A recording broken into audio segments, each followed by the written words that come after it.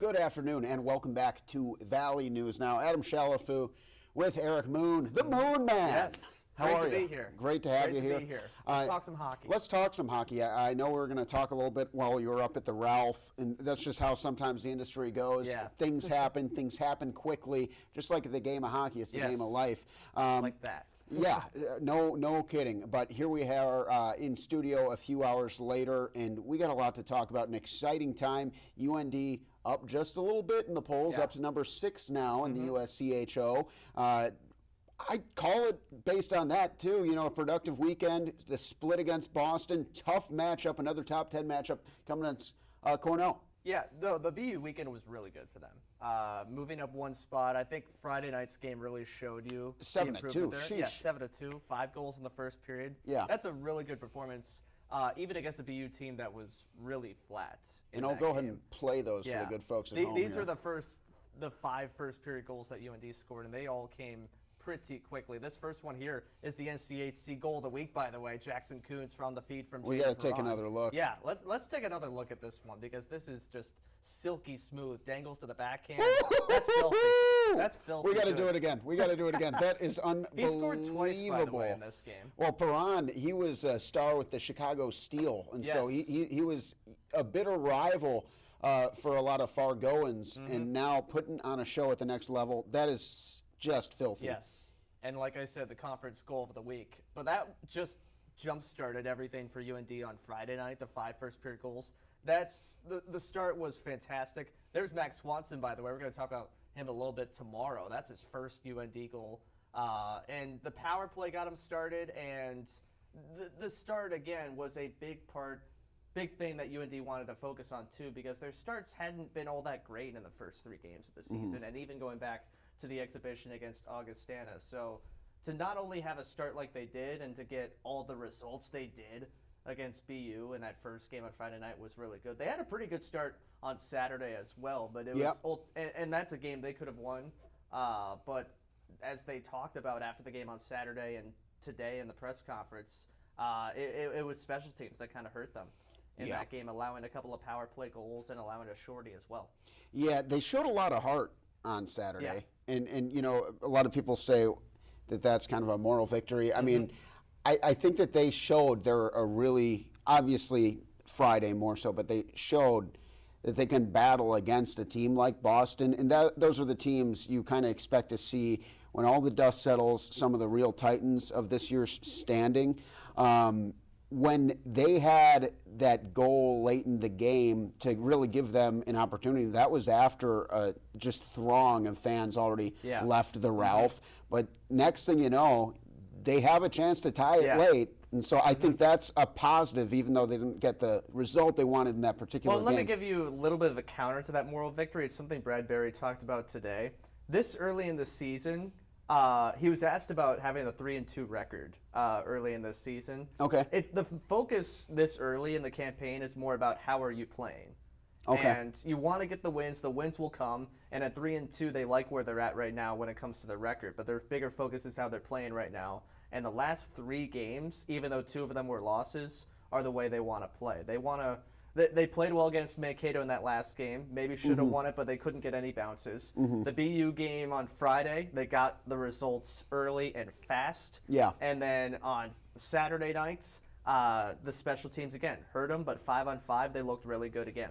And a lot of coaches, no matter the sport, they talk about you want to see your team playing well, and that's more important than necessarily getting a win. Yeah, it's your not team the moral improving. victory side of it in this case. It's you want to be playing as good of hockey as you can against the best teams in the country, and they certainly showed that against BU over the weekend. Absolutely, and it's really when it does matter is March. Yeah. You know, and so you have conference play kind of sneaking up on us. We'll get to that in just a minute, but a really tough challenge in New York State. Yeah, it's the Mike Schaefer farewell tour at Cornell in his final season as the Big Reds head coach. Another top 10 opponent. Yeah, and they're 8-9. Yeah, they're 6-9. 6-9. North Dakota's 6, Cornell is 9. Oh, so I meant Cornell. They're in the different rankings. Yeah. They're 8th in one, 9 in another. Yes, but they're 9 in the USCHO, and Cornell. It's interesting that the tape that UND has to go on this week is only from an exhibition. Really? For this season and then last year's games. Now, how does that work? So I believe it's an Ivy League rule, actually, even though Cornell doesn't play in the Ivy League for hockey. Their winter sports teams aren't allowed to play a regular season game until November. So the first weekend of November is this weekend. Therefore, Cornell finally gets to play its first games. So this is their first game? These are their first games this week. Wow. So North Dakota's on games 6 and 7, Cornell on games 1 and 2. So that could be a difference, I think, in the first game, more so than the second one. I based this on what I've seen in the NHL about a month ago. Okay. I remember watching a Capitals game against the Devils. The Capitals were doing really well right now, but the first game was a little sluggish against a team that was on game number 4. Yeah. So you can you might see that difference a little bit on Friday. On Saturday, it's going to be a really good matchup between a pair of top 10 teams. And even if you're playing practices, you're playing tune-up games, you're playing exhibition games, there's just a difference between the speed and the intensity of a real game that counts in the standings. What does UND have to do well to take care of business up there, though? Discipline. Okay. That was a big focus. That's something that's always a focus, but definitely this week after UND took 15 penalties against BU. And again, the penalty kill couldn't stop them on Saturday night. And that power game play got goals for chippy. BU. There was It got really a chippy, lot of yes. tripping. Some I felt like wasn't even called. It was a very chippy game. And it's not just discipline as Bradbury talked about today. It's not just discipline when it comes to when you check a guy or anything like that. It's what you do with your stick as well. So you're not taking a careless hooking penalty or slashing penalty or anything like that. But Cornell, I was looking at the stats from their exhibition today. University of Toronto gave them 11 power plays. So Cornell's power play is probably, with 3 power play goals, by the way, and that 6-2 win in the exhibition, Cornell's in a pretty comfortable spot, it seems like, pretty early with that power play. So UND has got to be disciplined, take fewer penalties, and play 5-on-5, play to their strengths against a Cornell team that is really experienced and really physical as well.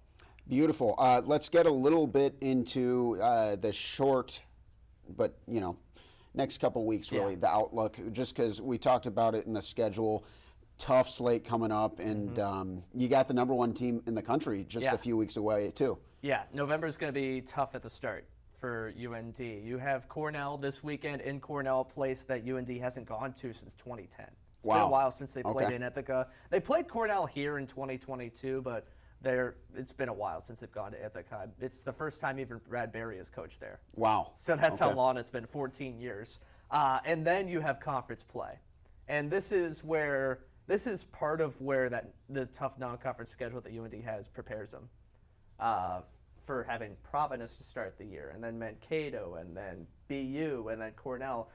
NCHC play and March is what that non-conference schedule prepares you for. And it starts with Minnesota Duluth on the road. Minnesota Duluth maybe not as good as years past. But they're always tough to play in Duluth. Yes. That's especially absolutely. difficult. Yeah. And then the number 1 team in the country, Denver, coming to town in 2 weeks. That's going to be an incredible series. Yeah. For sure. So it's a tough stretch to start November, and especially having these 2 road series back-to-back. That's the focus right now. Cornell for UND, and then you move on to Minnesota Duluth. But having those 2 road series back-to-back is going to test this team as well, playing away from the Ralph for a significant period of time. And then you come back and you got the number 1 team in the country. Yeah. So. and then you have a couple of non-conference series against Robert Morris and Bemidji State, but the first half of November is going to be really tough for UND, once again, just like October was. And I think that this is something when you're kind of looking at that schedule, ideally it helps prepare them. Because just a few years ago, I remember UND kind of got off to a slow start, and ironically, the NCAA tournament first round was here in Fargo. Yeah. UND didn't make it. And so to be able to be facing these really, really tough teams very early in the season and not really having any time to wake up and smell the coffee, it's like, hey, let's go now.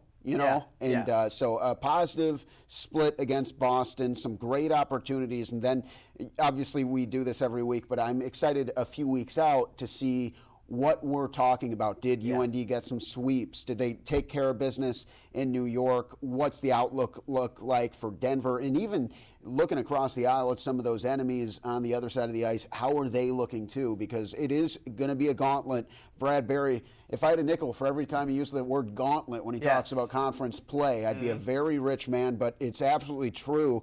It's going to be a gauntlet once conference play starts. And it's already a gauntlet, as we've talked about with that non-conference schedule. So again, they're already playing some of the best teams in the country and playing them well. And that's the key. You want to be playing great hockey from the jump.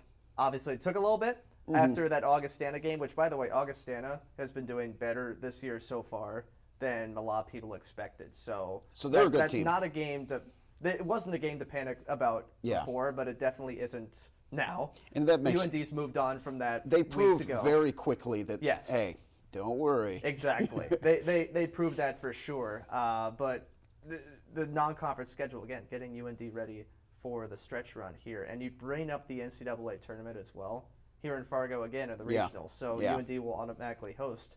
So that's just one step for them as well. And again, with the schedule, Louis Jamernick talked about it last week. They treat it's playoff hockey the whole season. Love that. Is what he called it. Love that. And that's the captain of the team right there.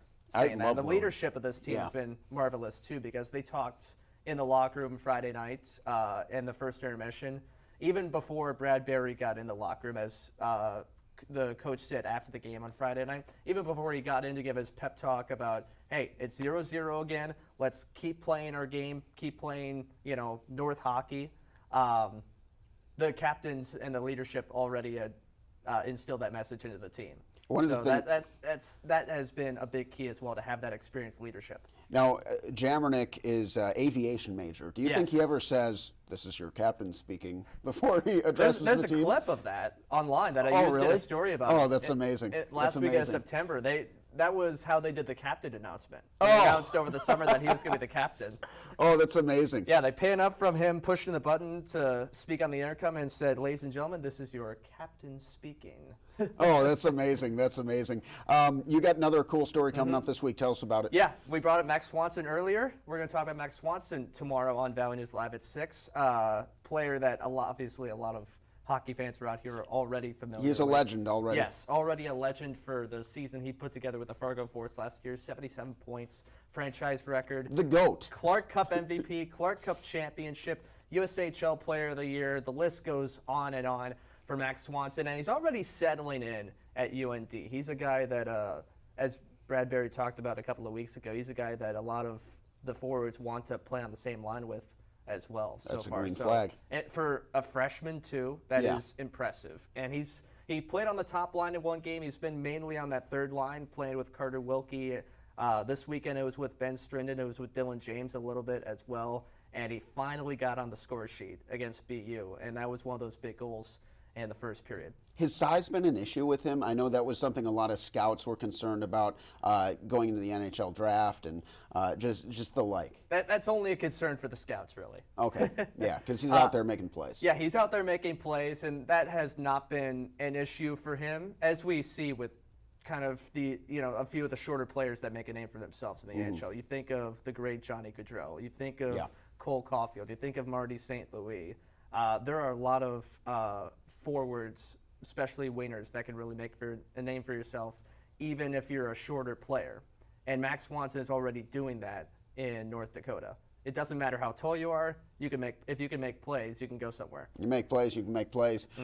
Eric, thank you so much. Of course. Always a pleasure. Great to be in studio this week. Yeah, absolutely. And keep an eye on that. I can't wait to see the story with Max Swanson. That's all for now on Valley News Now. Adam Shalafu with Eric Moon signing off, and we will see you next time.